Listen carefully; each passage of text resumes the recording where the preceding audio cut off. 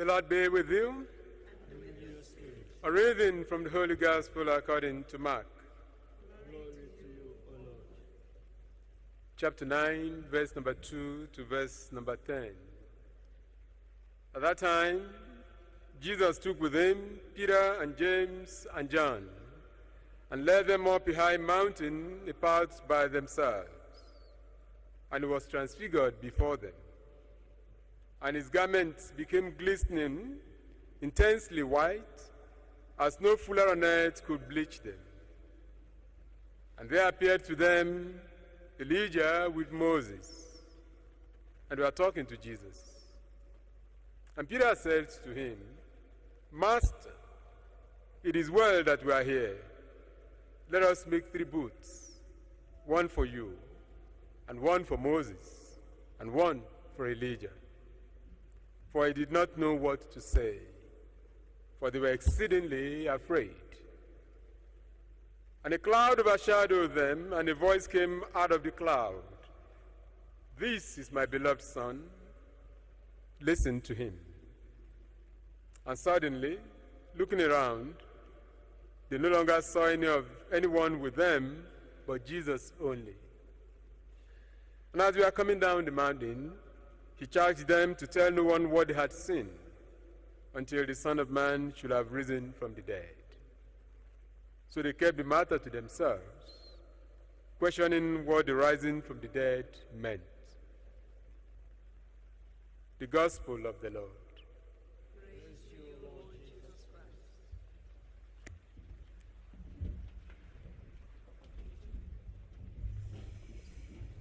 Again, I say good morning, brothers and sisters. The readings today focus on faith. This second Sunday of Lent, the readings focus on faith. And rightly too. Rightly too. For in the letter to the Hebrews, chapter 10, number 38 and verse number 39, it says, My righteous one will live by faith. That's here we're talking. My righteous one will live by faith. But if he stops believing, I will no longer look kindly on him. So faith is a prerequisite. It's a must if you want to belong to Christ. Like we said last week, to be a part of the kingdom Jesus is coming to establish. And then verse 39 says, we are not among those who withdraw and perish, but we are among those who believe and are saved. And so in the first reading today, the focus on the faith of Abraham in Yahweh, in God. The faith of Abraham in God. It's an astounding faith. Almost unbelievable. And that is why Abraham is called the father of faith. And in the gospel reading, the focus is on Jesus trying to grow and to strengthen the faith of the disciples. 2 things he was doing: to grow their faith, to strengthen their faith, in anticipation of the scandal of the cross. And of course, in the life of a Christian, there are always scandals. If you go to Luke chapter 17, verse 1 to verse 4, Jesus told them there will be scandals. Woe to the one from whom they come. But that's not the kind of scandal we're talking about. We're talking about the scandal of youth, thinking that God has abandoned you. God is no longer there. Like many people feel and think in the world today. When you see the volume, the amount of evil perpetrated, the oppression, the wickedness, one is shocked. You may wonder, is there God? If there is God, why is he allowing such evils? That's the scandal we're talking about. That some people pray and pray and pray and pray all the time, but then it's like God doesn't listen. Like Israel felt, if you go to Isaiah the prophet in 49 verse 13, said Yahweh has abandoned us because they were slaves. That's the scandal we're talking about. Jesus says there will be scandals. And then the apostle said in verse 5, Luke 17, increase our faith. So Jesus had to grow and strengthen the faith of the apostles in anticipation of these scandals. For two things, or for two reasons. One, that they may continue believing in Jesus. That they may continue believing. And not just to believe, that they may continue persevering in the call of Jesus for them, so that they can stand up and not give up faith. And so, friends, when you look at the history of salvation, God always prepares people in faith. He always prepares people in faith. And we can take the example of two great ones in the Old Testament. Abraham himself. God normally prepares us in faith because of his purpose for us, the purpose, the goal God has for each person. In the case of Abraham, God wanted to make him the father of all nations. And that was demanding. So God had to call him first. And in calling Abraham, God prepared him to listen. Abraham listened because he had to live the life he was used to. He left his family. He left people he was used to. He left his old life. The life he was very comfortable with, to what you may call a journey of uncertainty, to a strange land, a new country, a new people, a new life. But Abraham had to listen, and he followed. And in the process, God told him, I'll make you a father. And of course, you know the story. It took 25 years before God fulfilled that promise. In those times, God was preparing Abraham, teaching him in patience, to learn to be patient. And after Abraham had his child, at the age of 100, like we read this morning, God said, go sacrifice this child to me. Now, this is an unbelievable faith Abraham manifested. But God was teaching him to trust. And Abraham, in faith, in trust, did as he heard. He had learned to listen from the beginning at the call. And so he also listened to go offer his son Isaac in sacrifice. God was preparing him for something. And God said, now I can see that you are fit to be the father of all nations. I will take another man, David. Now God had to prepare David to become the king. And what did he do? He first made David a shepherd boy. And of course, we know we look down on shepherd boys. But God made him a shepherd boy. And in that process, David learned compassion. He learned love. He learned care for his sheep. Like he would say to King Saul in 1 Samuel 17, he said, in the process of caring for my flock, my sheep, I fought lions, I fought bears, I fought wolves that came to kill them. So God was teaching David to make sacrifice of himself. So it was no surprise that David risked his life to fight Goliath to liberate his people. God was training him, preparing him for something greater, to become king. And that's what Jesus does in the gospel this morning. So in preparing the disciples, Jesus is actually preparing each one of us. He's preparing us for his purpose for us. God has a plan for each one of us. Jeremiah chapter 29 verse 12 reminds us that God says, I know what plans I have for you. Not just you in the plural, but you in the singular. For each one, each person here, each John, each Mary, each Elizabeth, each Stephen, and Emmanuel gathered here, God has a plan for your life. No human person is an accident. And so, to be able to fulfill God's purpose for us, to be able to stand up in the face of challenges and difficulties in fulfilling God's purposes for us, Jesus has to prepare us in faith. Like here we prepared Abraham and David. And that's the event of the Transfiguration. And that's why the church brings the event of the Transfiguration on this second Sunday of Lent. It's to prepare us for the days ahead, for the weeks ahead, and if you want, for the years ahead. Jesus wants to prepare us for the scandal of life. There will be challenges. John chapter 16 in verse number 33, Jesus says, in this world you will have troubles. You will have troubles. And you must know, the more you love God, the more challenges come your way.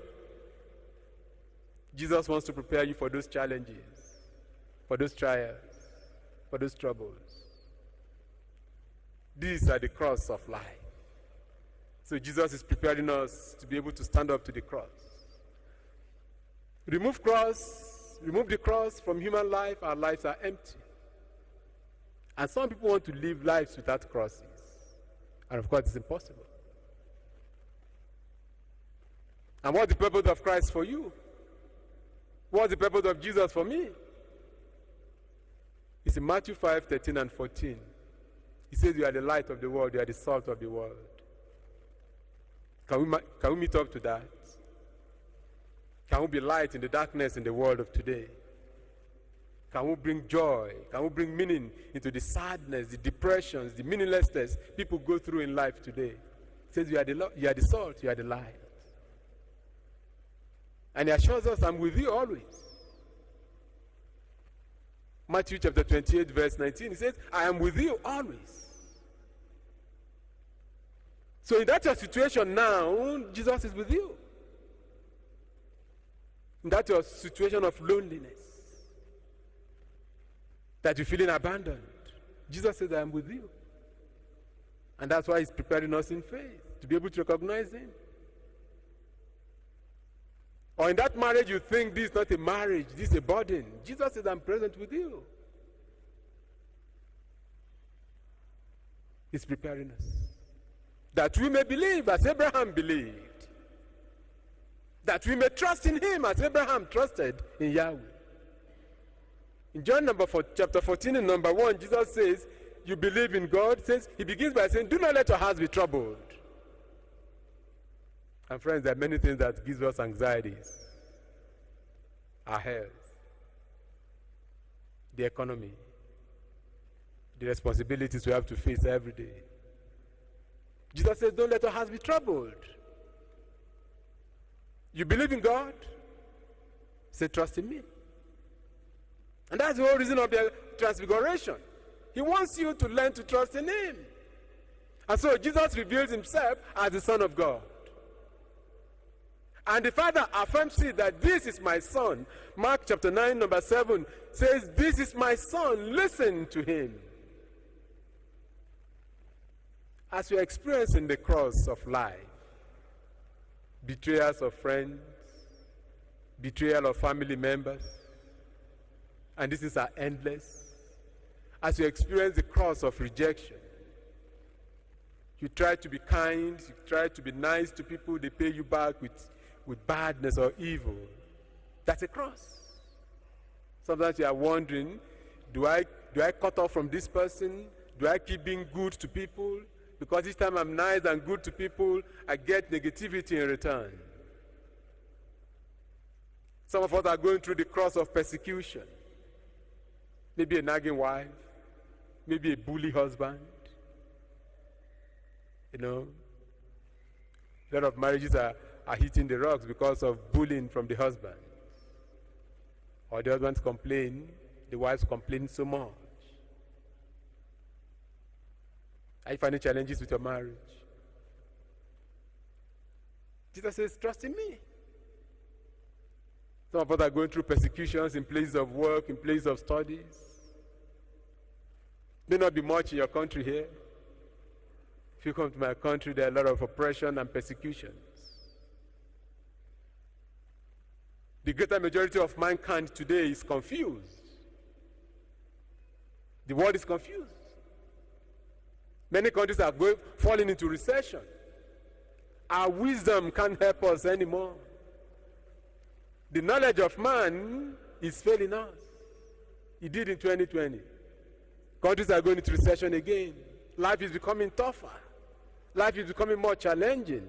And many are wondering, God, where are you? Where is your face? Part of the cross of life. Are you finding life meaningless?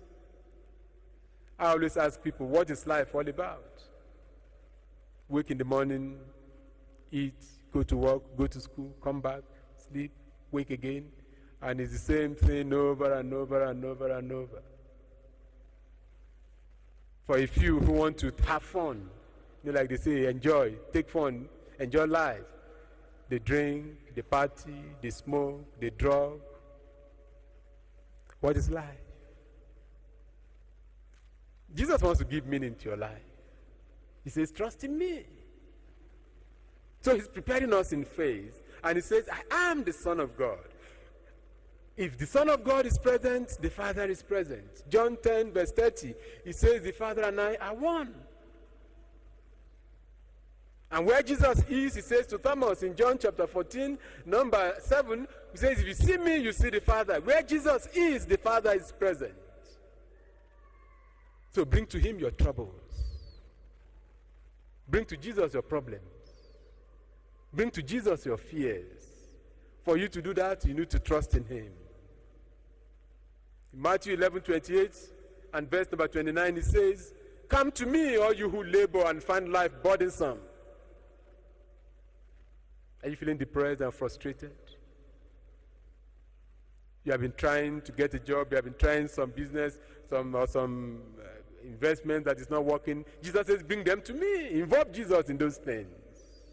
Come to me. So that I will give you rest. I will give you peace. And the Father says, listen to him. Can you listen to Jesus? Sometime this week, not just your regular prayer, the regular things we do at prayer. Find a time, find a place you will be alone with Jesus and pour out your heart to him. Tell Jesus those fears. Tell Jesus those worries. If you want to shout, you shout. Hebrews 10 tells us that Jesus also shouted when he prayed. If you want to damn Jesus, damn him. You know the story of St. Teresa of Avila? She once said to Jesus Christ, is this how you treat your friends?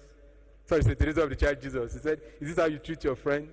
If this is how you treat your friends, no wonder you don't have many friends. If you want to damn Jesus, damn him. I read the story of one lady, an American lady, Kathleen Dorothy, who had cancer. And for many years, she went to various doctors, went to various TV evangelists for healing, and she never got healing for over 10 years. And she said one day in frustration, in anger, she said to God, to hell with you, God, I don't care. That was her language. She didn't say it like a prayer, but she was expressing her feeling. And she said, to hell with you, God. If you like, heal me. If you like, leave me. And she said 2 days after she got healing, she was healed. And then she began to retrospect. And she realized that at the point of to hell with you, God, that was the time she surrendered to God. She expressed faith without realizing it. So find time this week to tell Jesus what you feel. Share with Jesus what you are going through. He says, come to me. I will give you rest. And friends, don't think a life without a cross is a life that will give you joy and peace. As you look up to the cross, everything we are doing in this Lenten season is leading us towards the cross. And as you look up to the cross tells us some things. The cross brings victory. You want a victorious life? Walk up with Jesus to the cross. The cross brings victory. The cross brings glory. The cross brings glory. Jesus said to the Father in John 17, glorify me as I have glorified you. And the Father said, I will glorify you. That is the glory. The cross brings glory. And finally, through the transfiguration and the cross, Jesus tells us the cross reveals love.